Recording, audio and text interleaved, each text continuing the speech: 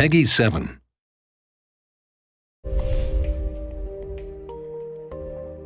I'm Jordan Fisher from Pony Studios, and I work on programming and game design for CloudBerry Kingdom. I'm TJ Lutz, the Vice President of Pony Studios, and I'm working on CloudBerry Kingdom. We wanted to make a game that was like a classic platformer that never had to end, so we could just play it forever and, never go back into real life.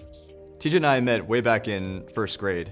He was sort of a big jock at the time, and I was already a computer geek, but we had this common ground where we would play video games together all the time. Ever since I met Jordan, we've been coming up with silly ideas for games. We never really finished any, so that'll be what CloudBerry Kingdom's for, our first actual complete title. CloudBerry started one summer when Jordan came back to town. I was still in Wichita at the time, and he wanted to show me the concept he had for a game. I was working on my PhD in math. The idea for CloudBerry actually came from a math problem. How do you make random levels? How do you teach a computer to design these levels? He showed me this little concept that he'd put together, and I absolutely loved it. The art was all done by Jordan, and he can't draw, so we had a stick man, but the gameplay was fantastic. Really from that moment on, I knew that we had something, and we had to make something out of it. At that point, I ended up dropping out of grad school. I moved back to Kansas, into my mom's basement. TJ moved in as well. It was kind of awkward. And we started working on really polishing up this demo, getting it ready for a competition that Microsoft was holding called Dream Build Play. We ended up placing 10th in the competition, which, we were excited about, but it wasn't first. We were a little bit lost. We didn't know how to get the game published. We didn't know where to take it. So we really just ended up shelving it for about a year.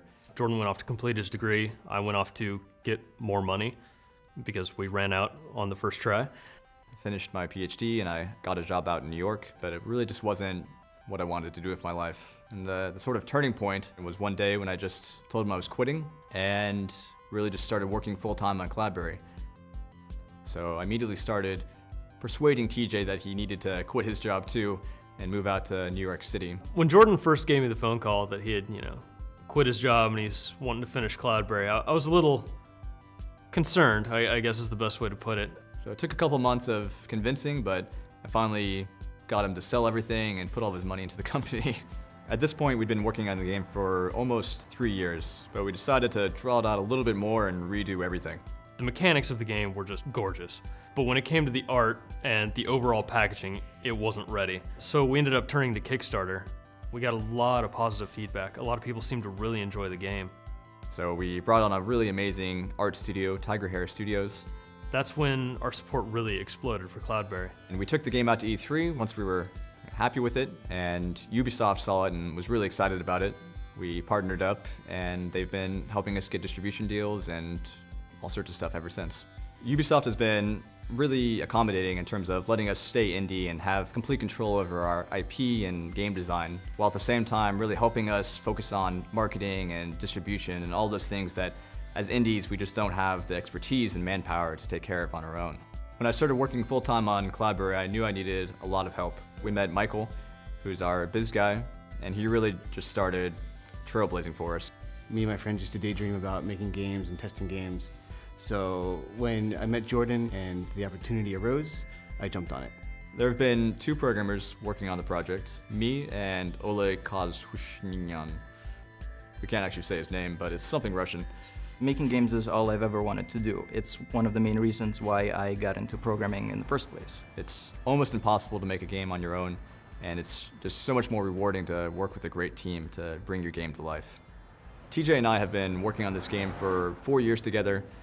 We're business partners, we've put all of our money together. At this point, we're living together in some guy's basement. Really, we spend every waking minute together.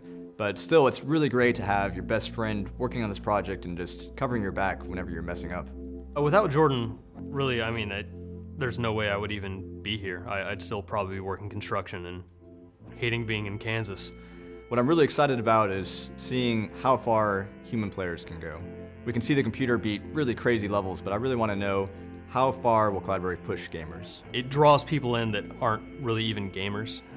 There's some sort of hypnotic quality to it, and people just kind of gravitate towards it, and it's really exciting for me to see. I would make a game again in a heartbeat. It has been the most fulfilling thing I've done with my life so far. CloudBerry Kingdom will finally be available in spring 2013. On Xbox 360, PlayStation 3, Wii U, PlayStation Vita, and Steam.